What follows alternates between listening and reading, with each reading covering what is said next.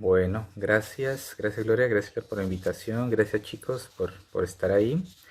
Bueno, primero, bueno, como algunos anuncios parroquiales, estoy hoy en la clínica, entonces si ven pasar gente o si por algún motivo tengo que, no sé, salir un segundito, les pido excusas de antemano. Organicé para hoy tres puntos que me parecen importantes. El primero, hablarles un poco de la experiencia institucional y sobre todo una percepción de lo que es la psicosis en Colombia. Lo había pensado como la psicosis colombiana, pero la psicosis en Colombia y la psicosis acá en Buenos Aires, por lo menos en la Argentina, que no es lo mismo Buenos Aires que Argentina, pero bueno, eso es harina de otro costal. Eh, Después de esto, me gustaría pasar directamente al tema de la presentación de enfermos, que me parece que es un dispositivo fundamental de transmisión. Estoy de acuerdo con algo que hablamos con Gloria, que más que llamarlo presentación de enfermos, que tiene como una connotación pesada, podríamos llamarlo entrevista de pacientes. Me parece que... O entrevista clínica. Ujú, ujú. Sí, me parece que es un poco más delicado y vale la pena empezar a modificar un poco esa nominación. Y por último, me gustaría plantear algunos aspectos más de tipo teórico con relación al diagnóstico y el tratamiento posible de la psicosis. Así que bueno, empecemos. Creo que lo que más me interesa hoy transmitirles, y esto con que quede esto claro, ya me doy por bien servido, es que el psicoanálisis, más que un método, una práctica o una teoría, es una ética. Creo que ese es el punto crucial para que organicemos todo lo que vamos a pensar de acá en adelante. Es una forma de posicionar el sujeto y de posicionarse ante el sujeto, más allá del tipo clínico que esté en cuestión. Así que bueno, vamos a partir de un prejuicio orientado desde la experiencia y este breve camino que vengo labrando con relación a la psicosis, ¿no? Que es una pregunta clínica también. ¿Cuál sería la diferencia entre la psicosis y la locura? Porque en el saber popular se califica al loco eh, como aquel que se distingue claramente del discurso de la razón, ¿no? Que nada tiene que ver con la sensatez. Incluso en psicoanálisis mismo, por lo menos antaño, existía ese pegoteo entre la psicosis y la locura, no había una distinción clara. Y es a partir de la obra de Lacan que se produce una distinción designando conceptos diferentes para cada una que pueden incluso superponerse.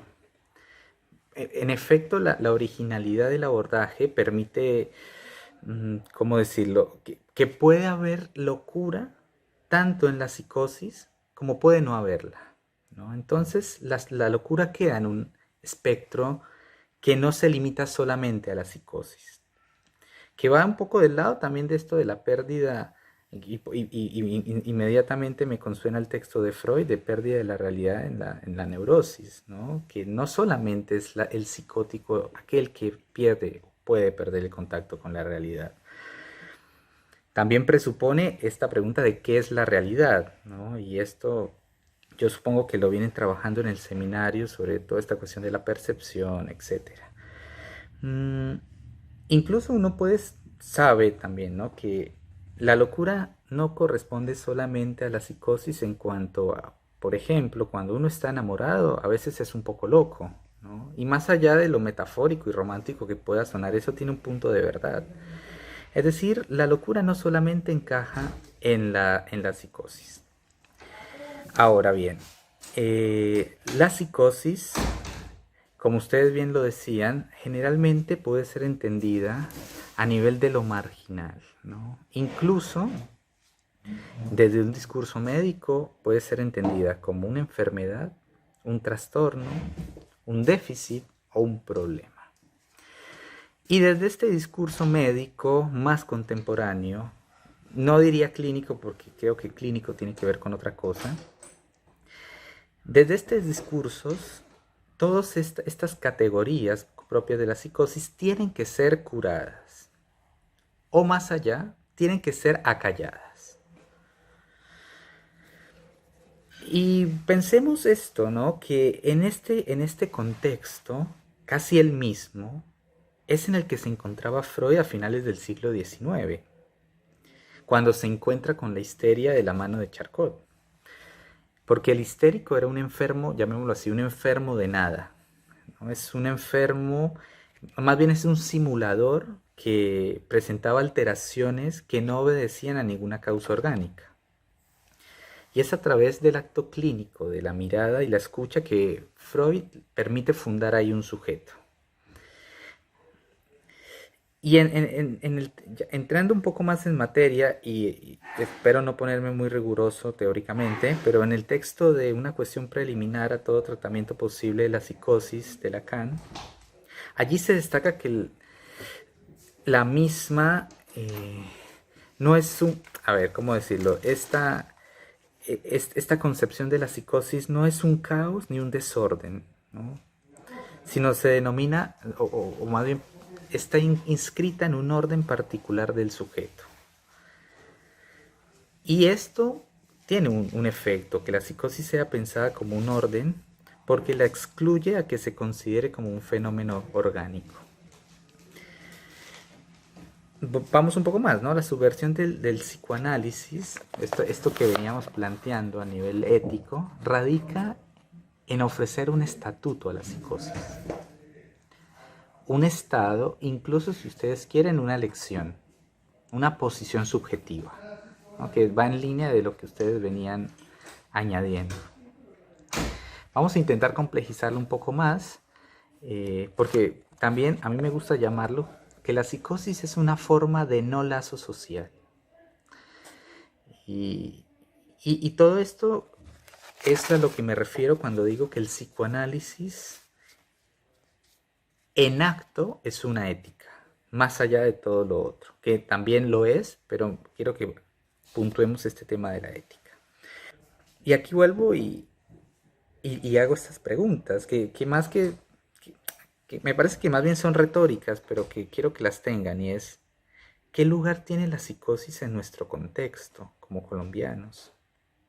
¿Qué experiencias se tienen con la psicosis en el pregrado, ¿no? Que era un poco lo que les decía. Pareciera que está eh, un poco forcluido, voy a usar esa palabra, justamente pareciera que la paranoia y la esquizofrenia están forcluidos de nuestras aulas y de nuestro discurso social.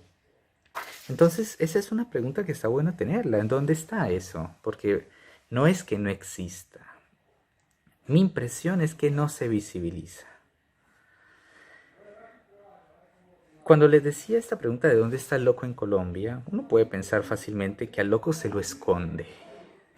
Y no solamente en los asilos o en los psiquiátricos, sino también esta es una impresión que quiero que la debatamos, pero hay algo a nivel de la imagen, de la imagen popular de no mostrar al loco, de esconderlo. Mismo puede pasar con el autismo, con el TGD, con otras formas de estructuración psíquica. Y si ni siquiera se muestra el psicótico, mucho menos hay un tratamiento posible, más allá del farmacológico. También esto me hizo pensar, por ejemplo, otra imagen bastante cruel y fuerte. Creo que ahora ha cambiado mucho, pero en mi tiempo existía, era muy fuerte, y es este significante del desechable, ¿no? ¿Se dice todavía desechable? No. En Bogotá, sí. El desechable, que sería el indigente, el habitante de calle, el loco del pueblo también. Y la otra forma de psicosis colombiana o del psicótico colombiano es el psicótico del retorno en lo real, el del pasaje al acto, el que hace la locura, el que comete una locura. Algo que me llamó la atención cuando estaba preparando esta presentación, vi una noticia que había visto en su momento y la volví a ver. El 8 de marzo de este año, una mujer que se llama Nini Joana Martínez, de 40 años, sin tener una razón premeditada, no sé si recuerdan esta noticia, la chica se llama Nini Joana Martínez, creo que fue en la costa que sucedió esto. Sin tener ninguna razón premeditada, asfixió a su hijo de 7 años y acto seguido le envió un audio a su esposo para informarle lo ocurrido. A mí lo que me llamó la atención de esta noticia es que en ninguna de las notas periodísticas, por lo menos las que yo revisé, no aparecía, ni en las notas ni en los peritajes, no aparecía ningún factor de salud mental en juego en ese caso, ¿no? Se asumía como un crimen pasional, pero nunca había una pregunta ni siquiera, o una duda, o por lo menos, insisto, lo que vi por ahí sí, pero no salió, pero no aparecía el factor psíquico en juego. Así que este tipo de formulaciones de la psicosis me hacen pensar que hay un desconocimiento, pero del tipo del no querer saber.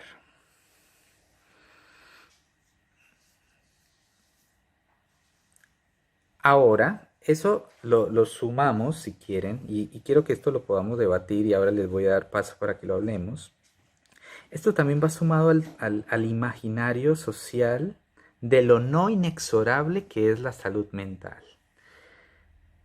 Expresiones como no sea bobo, sea berraco, el que va al psicólogo es porque está loco, que va a perder la plata por allá. Me hace pensar todo este contexto, y esta es una hipótesis que, insisto, quiero que la podamos debatir, me hace pensar que se trata más bien de un miedo a la psicosis. Hay algo que asusta de la psicosis. Y esto lo refuerzo con los pacientes colombianos que atiendo primerizos, llamémoslos, ¿no? Me refiero a los pacientes que van por primera vez a un psicólogo.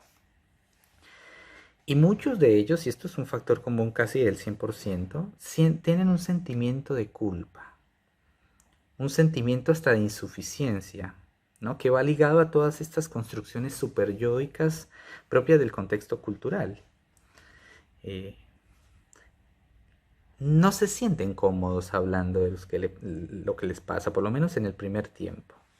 Por eso insisto de que hay toda una construcción cultural eh, que no permite la proliferación no solamente del tratamiento de la psicosis, sino de la salud mental en general en nuestro país. Y esto nos lleva a plantear, y esto también me lleva a mí a plantear qué otros factores están en juego a que no exista esta proliferación del tratamiento de la psicosis y en general de la salud mental en nuestro país. Y encontré otro par de condiciones, aparte de estas socioculturales, que son que son el factor político y el factor económico.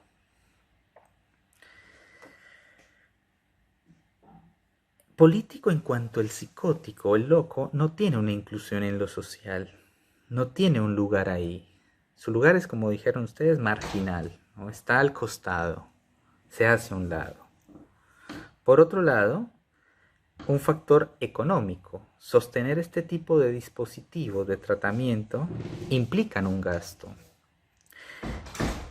Alguna vez hablaba con un colega economista, y esto va a sonar muy feo, pero creo que tiene mucha lógica, y me decía un poco que nuestro trabajo era menos valioso que el de un reciclador, en cuanto nuestra materia prima no produce absolutamente nada.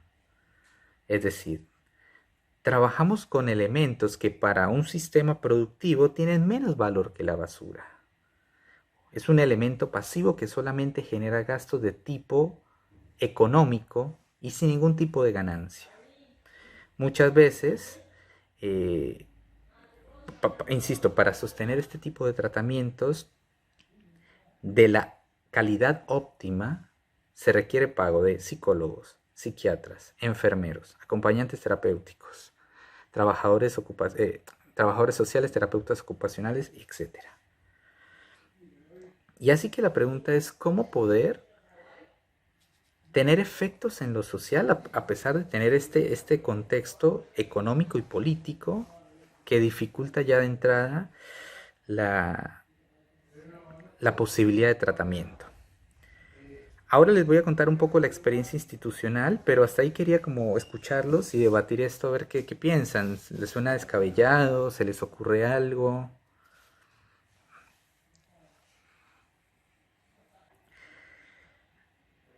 Hay algo que quiero transmitir que me parece importante y es la cuestión de la transmisión de la psicosis, ¿no? ¿De qué forma poder transmitir una posible práctica de la psicosis? Y aquí es donde aparece todo esto de los dispositivos diferentes para poder organizar algo a nivel de la enseñanza. Lacan afirma en la apertura de la sección clínica que la psicosis es aquello ante lo cual el analista en ningún caso debe retroceder. Y si bien, siguiendo Lacan, el analista no debe retroceder, plantea entonces un interrogante acerca de cuáles son las posibilidades de avanzar en lo correspondiente al tratamiento de la psicosis, ¿no? Es como que esa es la pregunta que hay que hacer. Si bien no hay que ir para atrás, ¿cómo ir para adelante? Y acá se genera, no sé ustedes qué piensen, y esto también me interesa hablarlo, y es que algunas veces da la impresión de que se genera cierta resistencia frente al tratamiento de la psicosis por parte de los analistas, capaz un poco de lo que venía mencionando Gloria, que se convierte en un excesivo cuidado que lleva al analista a volverse un analista abstinente, llamémoslo así. La forma de poner fin a estas contradicciones es sosteniendo el valor que tienen las entrevistas preliminares. Y bueno, es un tema muy interesante. Yo lo trabajé por mucho tiempo. Hay un artículo en la revista Fetio, por si les interesa, que ahí es un punto crucial del tratamiento para evitar este miedo a la psicosis, a la intervención en la psicosis. Hay que poner énfasis y enfoque en las entrevistas preliminares. Y en esto que les preguntaba al comienzo de cómo transmitir lo propio y lo posible del tratamiento de la psicosis, se abre paso a la presentación de pacientes o la entrevista clínica, la cual es una práctica que es originariamente psiquiátrica. Pero acá lo más importante es que Lacan se sirve de este dispositivo haciendo hincapié en los postulados de la ética del bien decir, la escucha del paciente con miras a la enseñanza y la transmisión del psicoanálisis, ¿no? Y acá es donde tiene todo el valor y el sustrato la entrevista clínica. Este dispositivo tiene la intención de sumergirlos en el discurso atrapante del psicótico. Digamos que alienarlos en este tomar nota al que invita el psicótico a convertirnos en una suerte de escribas, de secretarios del testimonio de lo que el sujeto ha inventado en su particularidad para tratar el goce y para tratar lo real. En la entrevista podemos encontrar o tratamos de ubicar qué es lo particular respecto al goce y respecto a lo real de ese paciente, de ese sujeto. Escuchar esos significantes en los que apoya su existencia y evaluar cuáles son esos puntos de consistencia o inconsistencia de cada uno de esos registros.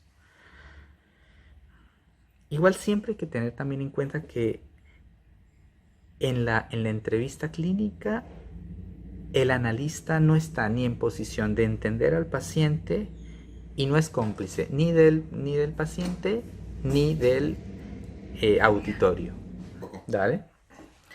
Perdón. Bueno, les decía que el analista no es ni cómplice del paciente ni es cómplice del auditorio.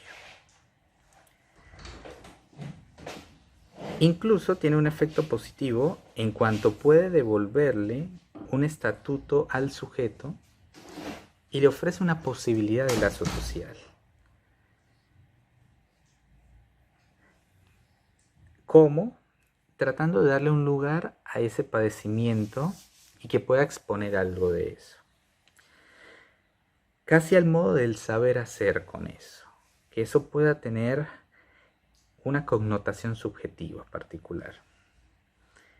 eso es algo que puede complejizarse, pero bueno, no quiero alargarlo mucho más. Me interesaría pasar ahora al punto de la entrevista, si les parece bien.